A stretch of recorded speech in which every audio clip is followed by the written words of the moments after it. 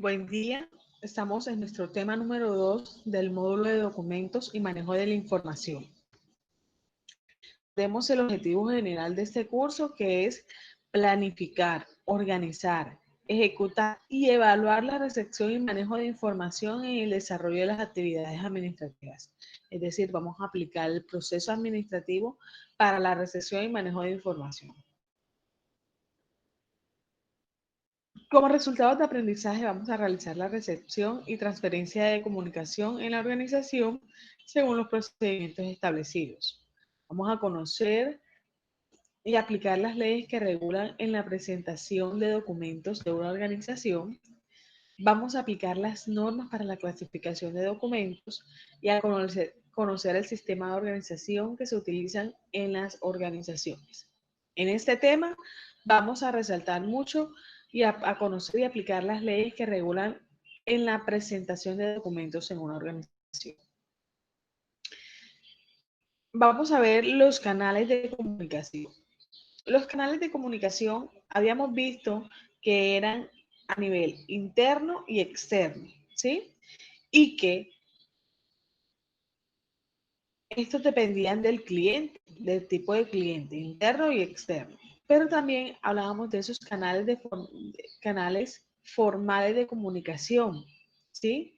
Aquellos que eran, que son los que como tal quedan por escrito y quedan constancia. Entonces, debemos tener en cuenta, ¿sí?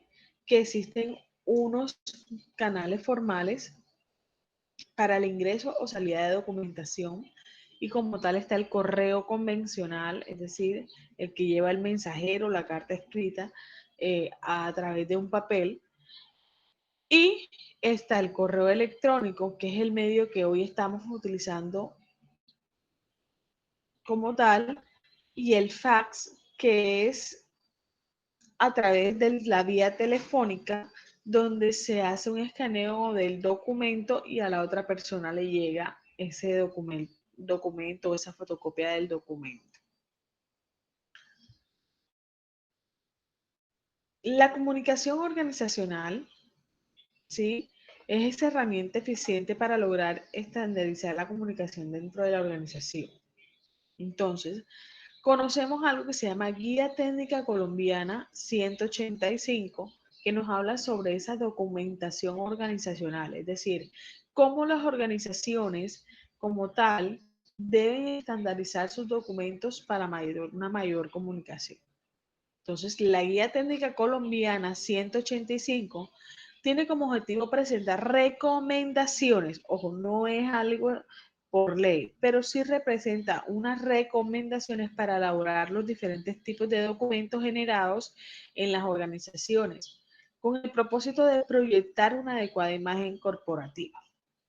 Tiene como propósito también brindar herramientas que faciliten la gestión documental en las organizaciones, con el fin de simplificar y organizar la presentación y el manejo de las comunicaciones impresas y electrónicas.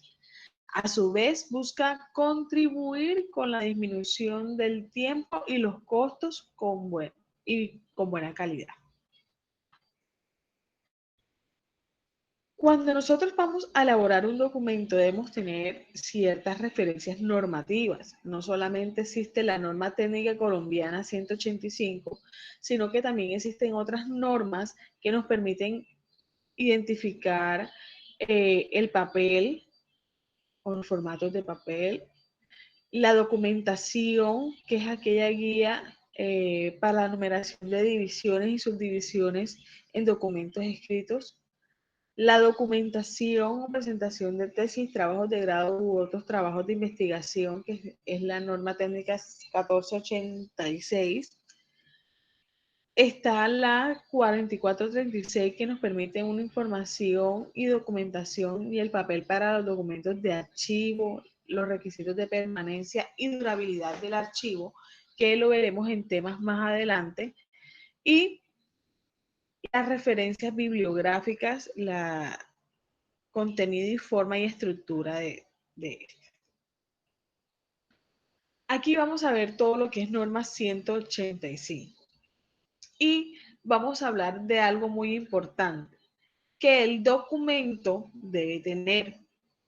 El documento tiene unas zonas importantes. La primera zona es aquella que se dirige para la razón social, el logotipo y la información como tal de la empresa. Existe una zona 2 que es en la parte de abajo donde se debe colocar la dirección, el correo electrónico, el fax, toda la información como tal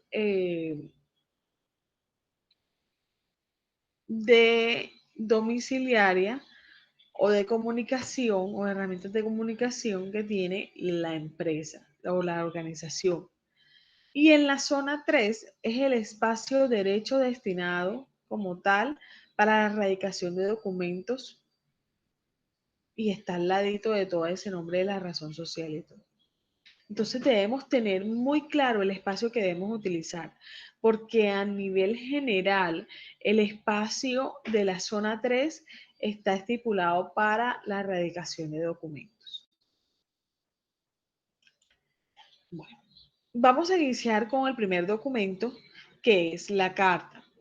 Todos conocemos la carta, uno dice, ok, la carta. La carta tiene como objetivo fundamental informar y persuadir a su destinatario y para ello se recomienda primero tratar un solo tema por comunicación, redactar en forma clara, precisa, concreta y concisa, usar tratamiento respetuoso y cortés, redactar en primera persona del plural y usar el tratamiento que se debe dar, ¿sí? Entonces, más adelante, si alcanzamos, vamos a ver cuáles son los tratamientos. Igual en el material adjunto se encuentran los diversos tratamientos y los ejemplos que se deben colocar dentro de una carta. Emplear un estilo gramatical natural, sencillo y continuo. Se deben utilizar los formatos normalizados en los manuales de cada organización y se debe instruir el texto de acuerdo con su extensión. La carta se utiliza para informar sobre un hecho y expresar necesidades o hacer solicitudes, regular o aclarar una situación, tramitar, desarrollar o agilizar un asunto, dar respuesta a una comunicación recibida, reiterar una información o requerimiento o solicitud urgente, solicitar detalles sobre un asunto determinado, impugnar o corregir una situación, confirmar eventos ocurridos o pendientes, solicitar o remitir información, documentos u objetos, ofrecer agradecimientos, excusas o condolencias, felicitar, invitar o convocar y hacer llamadas de atención, entre otros. La clase de carta. Independientemente del estilo y según su contenido, existen varias clases de carta, entre las cuales destacamos las organizacionales que se producen en el desarrollo de las actividades de la organización, las oficiales, que las producen las oficinas públicas y organizaciones del Estado, y las personales, que se producen entre quienes se conocen, entre ellas permiten usar un lenguaje informal. Este es el esquema de la carta. Recordemos el esquema de la carta. En la primera parte vamos a tener el código, luego vamos a colocarle la ciudad, la fecha de la siguiente manera: el día, el mes y el año, pero así como está escrito, 11 de febrero del 2009. Los números, obviamente en número, pero deben estar separados por la palabra de. Luego viene el tratamiento que se le da a la persona que se va a dirigir la carta, si es un señor, si es doctor, si es ingeniero, si es abogado, licenciado, ¿sí? El tratamiento que se le vaya a dar, el nombre de la persona, y debemos tener claro que si aquí en el remitente el nombre de la persona está en mayúscula, la persona que firma en la parte de abajo también debe estar en mayúscula. Si nada más la escriben con mayúscula inicial, pues la persona que firma debe también estar escrita de la misma manera. Luego viene el jefe, el cargo que ocupa esta persona, la empresa, la dirección y el lugar de dirección, la ciudad de la dirección donde se encuentra ubicada la organización. Luego el asunto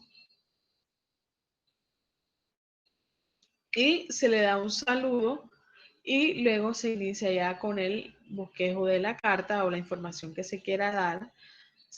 Hay una comunicación, hay unos espacios de 4 a 6, 6 interlineados y se coloca el nombre de la persona que firma el comunicado y el cargo como tal.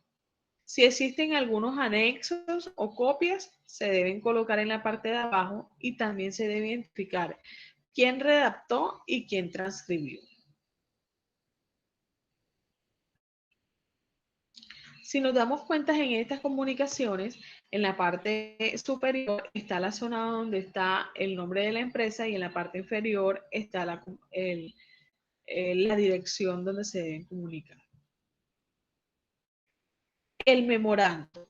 El memorando son comunicaciones escritas que se utilizan para transmitir información, orientaciones y pautas entre dependencias locales, regionales, nacionales e internacionales y las líneas de coordinación jerárquica de una organización. Es decir, el memorando es una comunicación interna.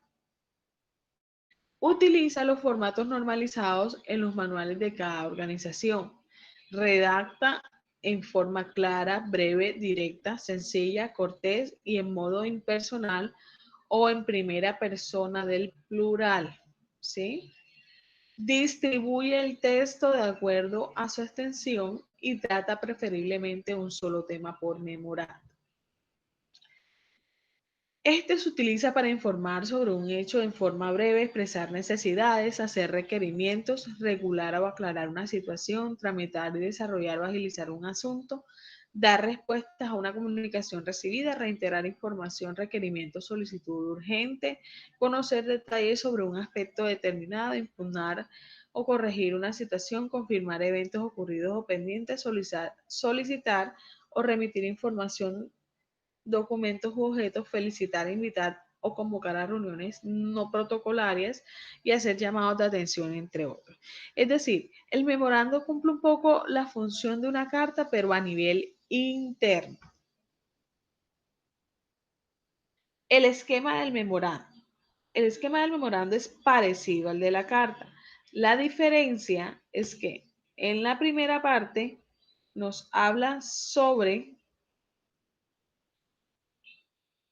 el para quién es y el asunto. Ahora vienen las circulares.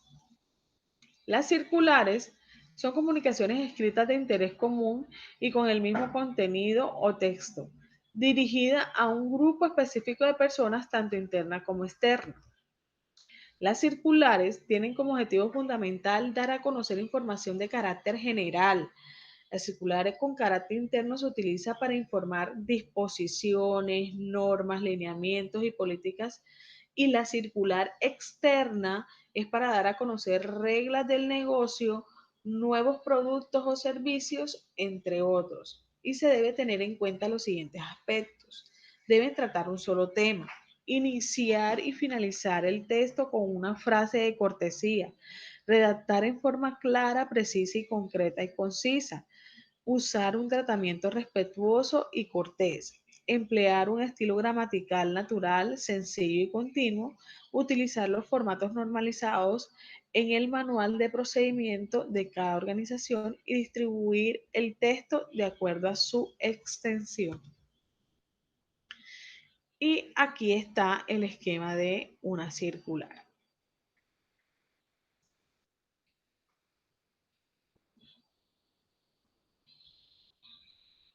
El esquema de la circular es muy parecido también al del memorando. Las actas. Las actas expresan lo tratado en una reunión o situación específica. Son documentos que requieren valor administrativo, legal, jurídico e histórico desde el momento de su creación. De acuerdo con la importancia o características específicas del acta, cada organización debe cumplir con lo ordenado en la legislación vigente y en algunos casos debe registrar o presentar ante la entidad competente. En este caso, el acta se debe elaborar en papel con membrete. Toda acta debe llevar el nombre del grupo que se reúne. Además, se debe aclarar si el carácter de la reunión es ordinario o extraordinario. En cada acta que se elabora debe expresar lo tratado en una reunión o situación específica, sin describir detalles intrascendentes. Las actas se redactan en tiempo pasado, excepto las de descargo, que deben redactarse en tiempo presente. Ningún párrafo debe iniciarse con gerundio. Se recomienda no redactarlas con lenguaje telegráfico y tampoco debe presentar errores técnicos, ortográficos, gramaticales ni de puntuación. Los párrafos deben ser concisos, claros y con énfasis en las decisiones tomadas. Sin embargo, por solicitud expresa de algún participante, se anotan las discrepancias y aclaraciones necesarias. La presentación de originales y copias deben ser impecables y sin borrones ni repisados. Cuando haya lugar a votaciones, se indica el número de votos emitidos a favor, en contra y en blanco. En caso de nombramientos, se registran los resultados y los nombres completos. Se indica el nombre de la persona que presenta la moción y no es necesario anotar el nombre de quienes se adhieren a ella. Cuando sea necesario mencionar la intervención de uno de los asistentes, se hace con su nombre completo. Es decir, el acta nos da el desarrollo de una reunión como tal. Y aquí tenemos el esquema de un acta. Miren que en la parte superior dice reunión ordinaria de quién, del consejo directiva, está el acto 1, entonces se encuentra la fecha, la hora, el lugar, y si se dan cuenta, se encuentran tabulados, se encuentran bien delineados cuando se van a escribir esta información. Están los asistentes y también se tabulan para que se vea de manera organizada los invitados si existieren y personas ausentes si desistieren. Se da el orden del día, el cual siempre va a iniciar con la verificación del quórum. Verificación del quórum quiere decir verificación de los asistentes, de quienes están presentes. La lectura y aprobación del acta anterior, si la hubiere, y luego ya así como tal el desarrollo de la reunión. Verificación del quórum. El presidente dio comienzo a la reunión, entonces aquí se hace la verificación del quórum y reglamenta o revisa que las personas estén. Segundo, lectura y aprobación del acta anterior y luego viene, miren que la segunda parte, como pasa una segunda hoja, el encabezado dice el acta número tal de la reunión tal. Y continúa hablando sobre el estudio de solicitudes de préstamo. Entonces hacen el bosquejo de lo que se trató la reunión y hablan sobre una convocatoria siguiente. ¿Quiénes firman? El presidente y la secretaria, en este caso de la reunión. Informes. En este informe se debe tener en cuenta los siguientes aspectos. Cuando nosotros vamos a realizar informes, debemos tener en cuenta que debemos tratar un solo tema por informe, redactar de forma clara y precisa y concreta, usar tratamientos respetuosos y corteses, redactar de forma impersonal, se proyecta, se estudió, se hizo, no hice, proyecté, revisé. Utiliza los formatos utilizados de acuerdo con los manuales de cada organización. Dispone el orden que se va a describir y contar las actividades realizadas. Elige un lenguaje técnico adecuado, así como el tono para presentar los hechos. En relación a la numeración de páginas, para todas las clases de informe se recomienda tener en cuenta lo establecido en el numeral 5.13 de la norma 1486. Miren que aquí nos hace siempre énfasis a otras normas cuando se requiere. Utilizamos los informes para regular o aclarar una situación, informar sobre un hecho, expresar necesidades y quehaceres de requerimientos, tratar y desarrollar y agilizar un asunto, reiterar una información, un requerimiento o solicitud urgente, impugnar o corregir una situación y presentar detalles sobre un aspecto determinado. Existen varias clases de informes. Pueden ser ejecutivo, que tiene de 1 a 3 páginas. El corto se considera de 1 a 10 páginas y el extenso más de 11 páginas. Entonces, el informe ejecutivo, aquí hay un ejemplo, coloca departamento, el código de donde sale la información, se encuentra también el nombre como tal del informe, está la fecha, por quién fue elaborado, los objetivos que tiene este informe y se hace un resumen de lo que se ha detectado. Los puntos que se van a tratar, las conclusiones, las recomendaciones y al final quienes firman. Listo. Ahora vienen los certificados y las constancias. El certificado es un documento de carácter probatorio, público o privado, que asegura la veracidad y la legalidad de un hecho o un acto solemne, es decir, un acontecimiento acompañado de formalidades necesarias para su validez de un acto judicial, juramento, ceremonia y requiere un registro notarial. ¿Sí? Con base al hecho o al acto que se prueba, debe emitirse certificado de calificaciones obtenidas a un periodo académico, de registro civil o de nacimiento, bautizo o difusión, becas, donaciones, excesiones, créditos, pagas y salvos, resultados médicos, ¿sí? Certificación, esas son certificaciones. Documentos de identidad, documentos de actas matrimoniales. Y las constancias son un documento de carácter probatorio, pero no requiere solemnidad o no requiere que se vaya a una parte notarial, ¿sí? Y puede ser personal. Según el hecho o el acto se clasifican en de pronto el tiempo de servicio, una experiencia laboral, salarios honorarios, clases de trabajo, jornada laboral, cumplimiento de comisiones, comportamientos del trabajador, entre otros. El certificado, aquí hay un ejemplo, entonces se hace el encabezado, se tiene el código como tal,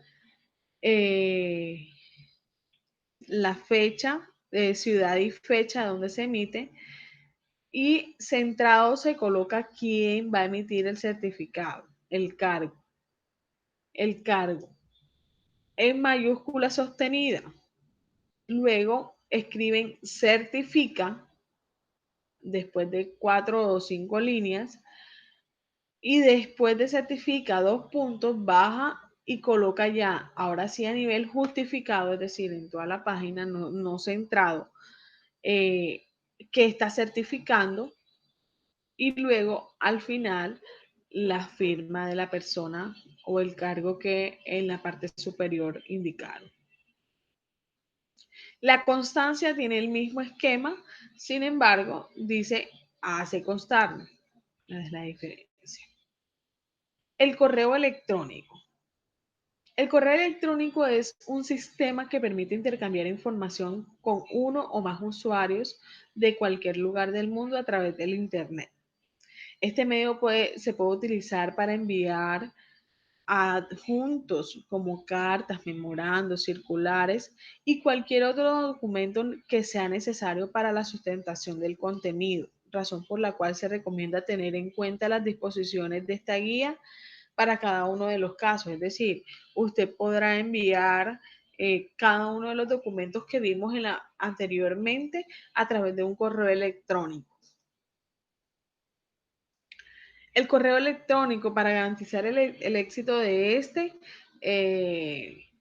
se recomienda primero que las organizaciones dispongan de un servicio de Internet y de un servicio de correo electrónico, reglamentar la utilización y asignar responsabilidades con base a los usuarios debidamente, y autorizarlos usuarios debidamente autorizados para el manejo de correo tanto masivo como institucional.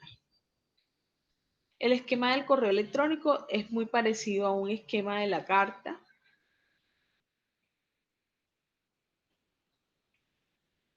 Y se debe firmar con toda la información correspondiente a la persona que lo está emitiendo. Entonces, está nombre, cargo, teléfono, la línea en que lo atiende, medios de comunicación, dirección, ciudad y página web. Entonces, estos son los documentos que requieren la organización para poder tener una comunicación asertiva con sus empleados y con sus clientes externos. Que tengan un excelente día.